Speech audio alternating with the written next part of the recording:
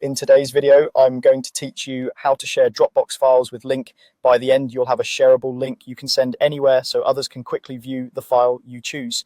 Start by opening your web browser and going to dropbox.com. This takes you to Dropbox on the web, which is perfect for creating a link without installing anything. Once you're there, log into your account, use your usual credentials, and make sure you're signed into the account that holds the file you want to share.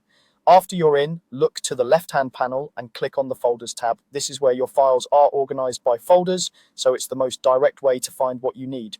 Navigate through your folders and select the one that contains the file you plan to share. Taking a moment to confirm you're in the right folder can save you time later. Inside the folder, locate your file. If you have a lot of items, scan the names and formats to quickly spot the right one. When you've found it, move your mouse pointer over the file to hover on it. Hovering simply means resting your cursor over the file without clicking, and it helps reveal extra options. You'll see a share button appear next to the file. Click on the share button. This opens a small sharing window or panel. Here, Dropbox prepares a link for your file.